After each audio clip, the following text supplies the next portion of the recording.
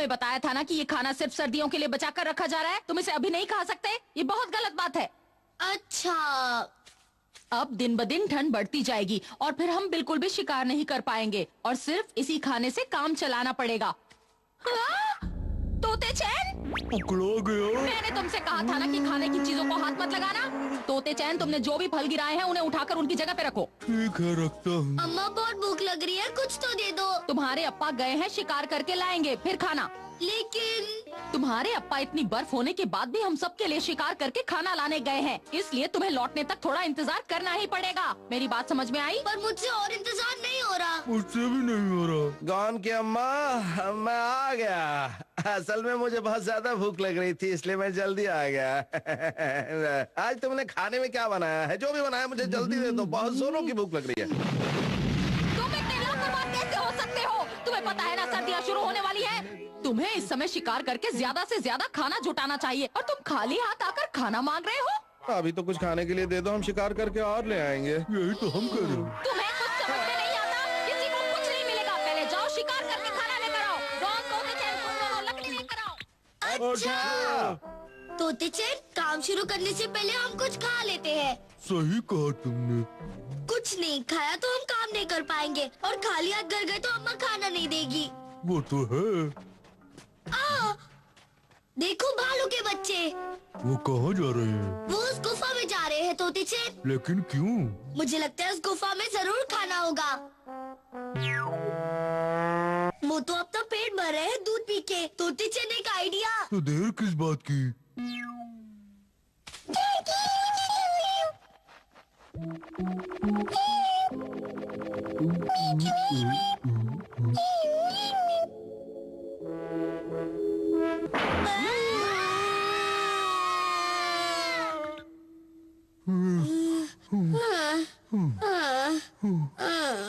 लेने के देने पड़ गए।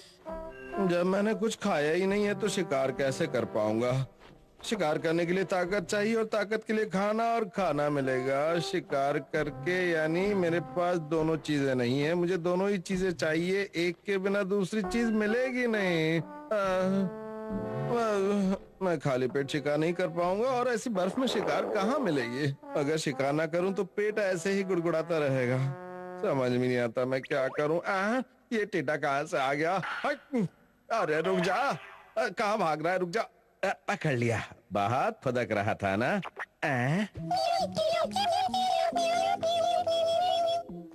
चलो अब लकड़ियाँ इकट्ठी कर लेते हैं, वरना अम्मा हमें छोड़ेंगे नहीं। वही ठीक रहेगा। चलो तोते चैन, शुरू हो जाओ। अभी लो दोस्त, ये लो। तोते चैन, फिर से लो। तोते चैन, अगला पेड़। ये लो। बैंड बज गया। अरे ये क्या चक्कर है?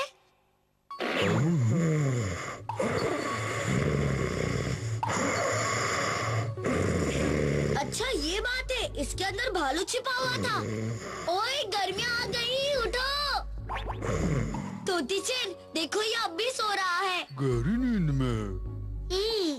आइडिया, चलो हमें सोते हुए भालू का फायदा उठाते हैं। वो कैसे? अम्मा, हम लकड़ियाँ ले आए। ठीक है, जाके अंदर रख दो। हाँ?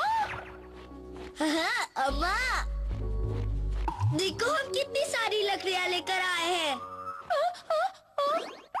गॉन, तुम भालू को क्यों लेकर आ गए? अम्मा, ये भालू नींद में चल रहा है, इसलिए ये मेरी हर बात मानेगा। क्या कहा? हाँ, मैं सच कह रहा हूँ। बैठ जाओ, हाथ मिलाओ, सो जाओ, खड़े हो जाओ। अब अपने दोनों हाथों पर खड़े हो जाओ। अब एक हाथ पर। देखा, मैंने कहा था ना अम्मा।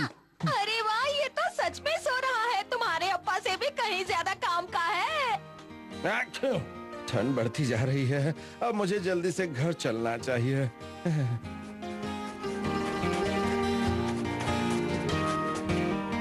क्यों अम्मा, आप इससे कोई काम करवाना चाहती है क्या?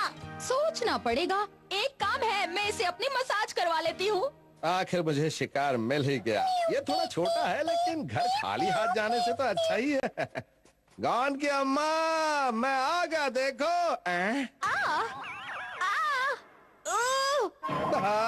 अम्मा को भालू ने पकड़ लिया। ये आपने क्या कर दिया?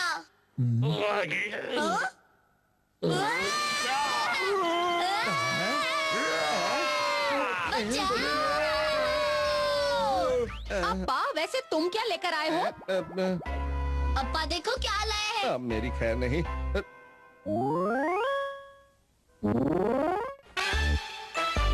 अप्पा ने सिखाया शिकार करना।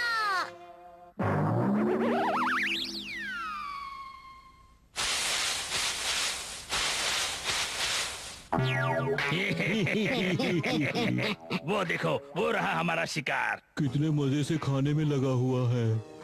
इसका जितना पेट भरना था भर चुका, अब हम इसे पकड़ते हैं। चलो शिकार करने। लगता है मेहमद बहुत भुक्कड़ है, जो इतना खाने के बाद भी हमारे पीछे पड़ गया है। भागो!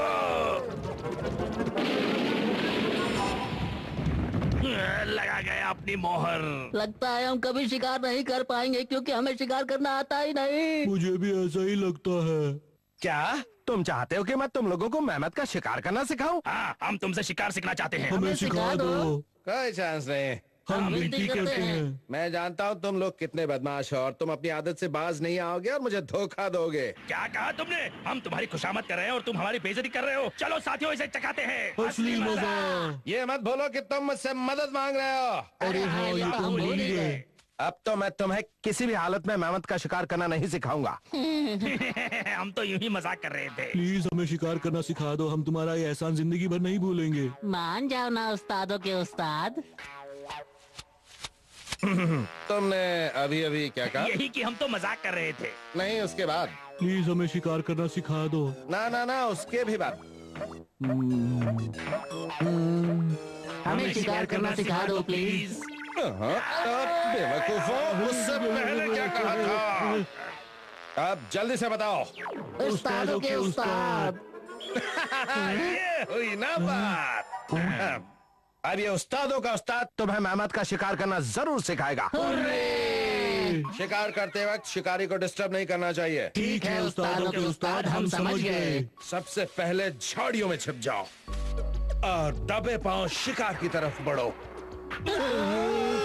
उस्तादों के उस्ताद आपकी उस्ताद शिकार हो जाएगी। उस्ताद आपकी शिकार। याद है ना पहला नियम? अरे हाँ, याद आया। शिकारी को डिस्टर्ब नहीं करना चाहिए।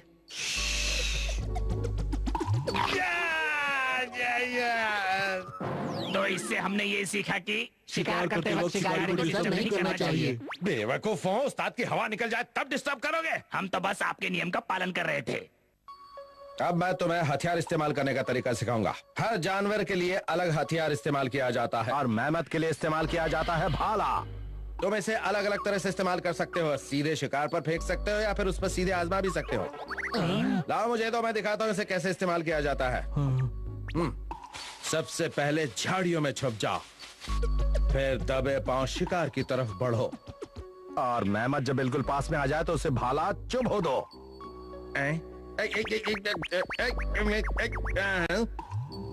ये क्या? तो इससे हमने क्या सीखा? हाथी को भाला चुभाने से पहले उसे चेक करना चाहिए। अब मैं तुम्हें दिखाऊंगा कि बड़ी चट्टान से मेहमद का शिकार कैसे करते हैं। इसके लिए आपसी तालमेल बहुत जरूरी है। अब इसे ध्यान से देखना। पहले मेहमद के जाने वाले रास्ते पर ये निशान लगा दो और मेरे इशारा करते ही चट्टान को ढीली कर दो और फिर मेहमद जब तुम्हारे पास आए तो चट्टान को लुढ़काना शुरू कर दो और इसके बाद फिर मैं तुम्हें मेहमद नजर आता हूँ जो तुमने चट्टान मुझ पर लुढ़का दी। एक बार फिर कोशिश करते हैं। इस बार कोई गड़बड़ मत करना, ठीक है? ठीक है। चलो चलो, ये है निशानी, तैयार हो जाओ।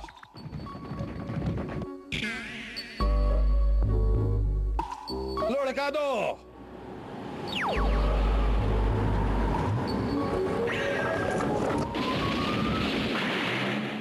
तो इससे हमने क्या सीखा? निशानी हमेशा भारी लगानी चाहिए।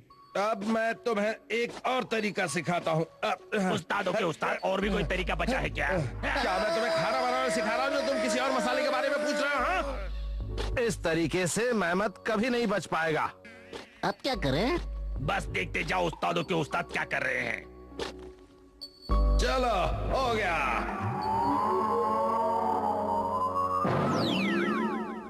कितना गहरा है। इस तरीके से सच में क्या हम मेहमत को पकड़ पाएंगे? मेरा काम हो गया, अब मैं ऊपर आ रहा हूँ। लगता है मैं जोश जोश में कुछ ज्यादा ही गहरा गड्ढा खोद गया।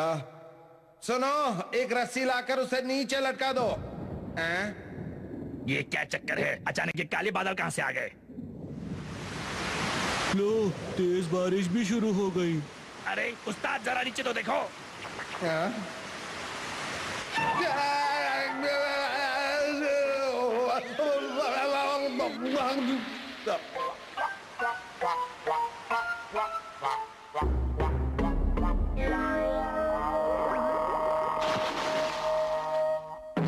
तो इससे हमने क्या सीखा? हाथी पकड़ने के लिए गहरा गड्ढा नहीं खोदना चाहिए। मैंने तुम्हें मेहमत पकड़ने के सभी तरीके सिखा दिए हैं, अब तुम्हें खुद जाकर मेहमत को पकड़ना चाहिए। क्या? ठीक है, लेकिन अभी हमें कई बातें समझ में नहीं आई। बहाने मत बनाओ, जाओ जाकर मेहमत का शिकार करके आओ। सबसे पहले झाड़ियों में छिप जाओ, फिर दबे पाँव चुपचाप शिकार की तरफ बढ़ते जाओ। और उसके बाद शिकार करने से पहले हथियार चेक करने चाहिए। उसके बाद निशानी हमेशा बाहरी लगानी चाहिए और फिर उसके बाद गड्ढा कभी गहरा नहीं खोदना चाहिए। सारे काम नियम से हो रहे हैं। हो गया। हमने सारे नियमों के हिसाब से सारी तैयारी कर ली। उस्तादों के उस्ताद हमने सारी तैयारी कर ली। आपके हिसाब से हमने कोई गलती तो नहीं की ना? गलती तो मैंने तुम्हें सिखा कर दी। तुम ऐसे मेहमत कभी नहीं पकड़ पाओगे। हमने तो वही किया जो आपने हमें सिखाया था।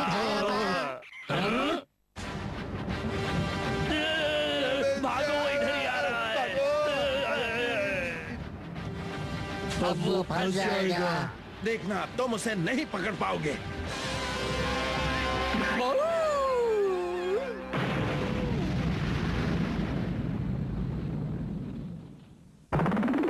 उस्तादों के उस्ताद, हमें मेहमत को शिकार करना सिखाने के लिए शुक्रिया। मुझे पता नहीं था कि मेहमत को पकड़ना इतना आसान होता है। अब हम कभी भी मेहमत पकड़ सकते हैं। सही कहा।